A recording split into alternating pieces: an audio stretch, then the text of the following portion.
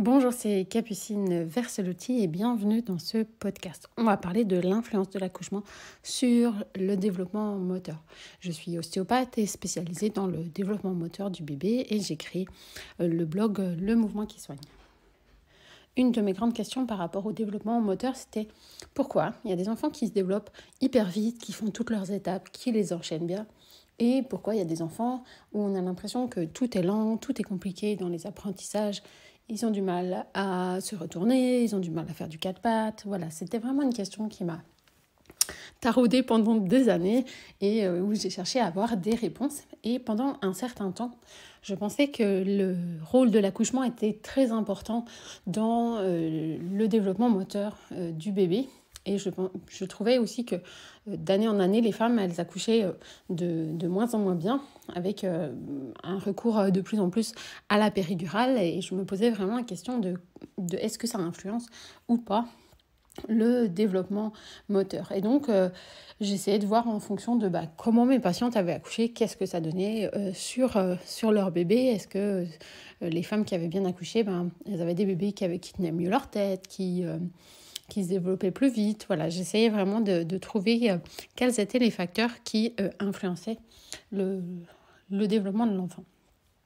Alors bien sûr, l'accouchement, ça reste des contraintes assez importantes sur le bébé, sur sa tête, sur son corps, suivant comment s'est déroulé l'accouchement, suivant la longueur, suivant pas mal de choses. Ça va exercer tout un tas de force sur le bébé. Voilà, forcément, s'il y a une ventouse, alors bien sûr, il y a ventouse et ventouse. Il y a des ventouses où ils vont juste tirer la tête pour la remettre un peu dans le bon sens. Puis il y a des ventouses où ils tirent un peu plus fort. Donc voilà, suivant ça, on va se retrouver avec des bébés qui ont plus ou moins de contraintes sur la tête ou sur les épaules. Là, dernièrement, j'ai vu un bébé où ils ont eu des problèmes pour le passage de l'épaule. Donc il y avait vraiment une épaule qui était sensible et douloureuse pour le bébé. Donc forcément, ça peut influencer le développement moteur. Donc bien sûr, il y a un impact, mais je pense qu'il n'est pas aussi conséquent que je le pensais à l'époque. Et je pense qu'il y a un impact bien plus important de deux autres choses. La première, c'est la période pendant la grossesse. Parce que finalement, si on réfléchit par rapport à la durée de la grossesse, l'accouchement, c'est pas si long que ça. Et qu'est-ce qui va se passer pendant la grossesse qui peut impacter le corps du bébé? On a différentes choses, on le sait. Et là où il y a pas mal d'études, c'est principalement sur les plagiocéphalies qui vont nous donner un aperçu des contraintes. C'est-à-dire que on sait par exemple que les jumeaux, ils auront plus de plagiocéphalie parce que ils étaient deux dans le ventre et qu'il y avait moins de place, donc il y a plus de contraintes chez ces enfants-là. On sait par exemple aussi, je me souviens d'une petite patiente où la maman avait un hémi-utérus. Donc l'utérus était en deux parties, donc le bébé a grandi que dans une partie. Et donc cette petite, elle avait une déformation qui était liée in utero en fait, liée à cette malformation. Et j'ai échangé avec le professeur Xorny, qui est un ancien neurochirurgien qui opère les craniosténoses. C'est quand les sutures du crâne, elles se soudent trop vite, où là, on va être obligé d'opérer et pour recréer de l'espace pour que le crâne grandisse. Et dans son livre passionnant sur le crâne, il explique qu'effectivement, on a des fois des déformations qui arrivent déjà in utero. Donc, avec cette spécificité de, par exemple, des jumeaux ou d'un utérus qui est bicorne. On peut avoir aussi des fois des bébés qui vont se placer très très bas dans le ventre, et donc on a des bébés qui sont en appui complètement sur le bassin de leur mère. On peut avoir des bébés qui sont en siège et pareil qui s'engagent dans le bassin très tôt, où leur tête elle est coincée sous les côtes de la maman. Donc voilà, il y a différentes configurations qui vont faire que le bébé va rester quelques mois, parce que on va dire qu'au début il est trop petit dans le ventre pour que vraiment ça exerce une pression, mais une fois qu'il a passé une certaine taille, eh bien on a vraiment ces bébés très très engagés dans le bassin par exemple. Et ça va influencer, impacter comment est le bébé quand il sort et les contraintes qui sont exercées. Et c'est sûr que quand on voit des bébés en siège, il n'y a pas du tout les mêmes contraintes que sur un bébé qui est né par la tête. Donc voilà, il y a une influence, mais ça ne veut pas dire qu'on ne va rien faire. Et justement, au contraire, si on sait qu'on a eu un accouchement ou une grossesse particulière, et ben d'autant plus on aura intérêt à faire suivre son bébé par un ostéopathe, par un kiné, voilà, vraiment être un peu plus attentif chez ses enfants. Et c'est un suivi qui est proposé spontanément, par exemple sur des grands prématurés ou des prématurés qui vont être un peu plus suivis pour être sûr, par exemple, qu'il n'y ait pas de déformation de la tête, que l'enfant suive son développement moteur normal.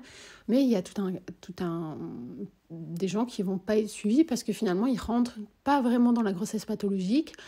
Mais il y a quand même des contraintes un petit peu différentes. Donc ça, c'est la première chose qui peut être intéressante à faire. Et j'avais envie de vous raconter l'histoire d'une de mes patientes parce que c'est avec elle que j'ai remis en cause cette histoire d'accouchement. Et cette dame, donc c'était la naissance de sa deuxième fille et un magnifique accouchement naturel à 4 pattes qui s'est passé super bien, assez vite, vraiment top. J'étais trop contente, je vois la petite une semaine après qu'elle soit née, la tête magnifique, bien ronde, tout allait bien. Mais je savais que cette dame, elle travaillait, elle avait une boutique et donc elle retournait travailler très vite au travail après ses accouchements. Elle ne prenait pas le temps du congé maternité qui est normalement disponible et elle retournait au travail. Et je savais que sa première, son aînée, elle l'avait mis énormément dans le transat et la grande avait une séquelle de plagiocephalie. Donc je dis à la dame, écoutez, celle-là, vous ne me la mettez pas dans le transat en espérant que cette petite ne s'aplatisse pas trop. Je revois le bébé quelques temps après, je me souviens plus exactement, un mois et demi, quelque chose comme ça.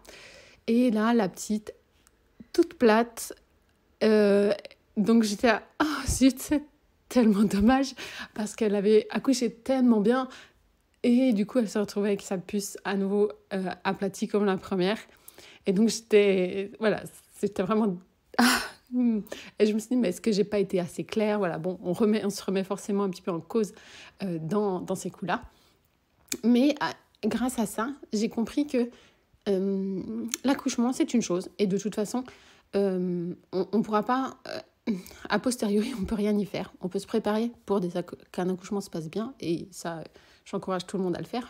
Mais finalement, une fois que le bébé est là, voilà, l'accouchement est passé, donc on ne peut plus influencer dessus. Mais ce qu'on va faire avec le bébé a un impact énorme. Et je pense que justement, c'est là où c'est le plus intéressant, parce qu'on peut faire plein de trucs. Que l'accouchement a été difficile, que l'accouchement a été particulier, que ci, que ça, voilà, toutes les problématiques, on peut, dès que le bébé il est sorti, faire des choses pour qu'il ait une belle tête, on peut faire des choses pour qu'il arrive à tenir sa tête, qu'il fasse du plat-ventre, qu'il puisse faire toutes ces grandes étapes, retournement, ramper, 4 pattes. Et du coup, c'est une fois qu'ils sont là, on peut agir et on peut faire énormément de choses. Puis en plus, on a le temps parce que finalement, moi, je m'intéresse vraiment de la naissance à la marche, mais finalement, c'est assez long toute cette période. Et donc, on a des choses qu'on peut faire très longtemps par rapport à l'accouchement qui va durer quelques heures. On a du temps d'influencer sur comment le bébé va se développer. Et puis même si il y a un petit retard ou il y a une étape qu'il a du mal à franchir, en fait, on peut venir intervenir à n'importe quel moment. C'est-à-dire qu'on peut enseigner aux parents les bonnes habitudes à mettre en place, comment on va faire pour que cette tonicité elle se mette en route. Mais ensuite, si on voit les enfants plus tard et qu'il y a un problème sur le retournement, voilà, on peut intervenir et il n'y a pas de problème. Donc voilà un petit peu ce que j'avais envie de vous dire sur l'influence de l'accouchement, qui est finalement pas si grand et qui exercent des contraintes sur le bébé, mais qui peuvent être facilement pris en charge par des consultations d'ostéopathes. La grossesse a un impact certain, ça c'est sûr. On a des choses, mais aussi, dès que le bébé est sorti, hop, on peut faire plein de choses et c'est ça qui est chouette. Je vous remercie d'avoir écouté ce podcast jusqu'au bout.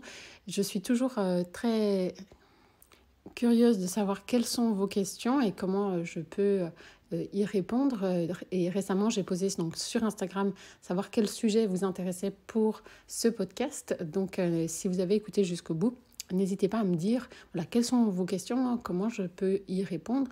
Vous pouvez déjà retrouver en dessous ou sur le blog tout un tas de choses qui sont gratuites, qui vont vous permettre d'expliquer et de comprendre les réflexes archaïques, de prendre les bonnes habitudes chez le bébé dès la naissance pour qu'il ait un beau développement moteur.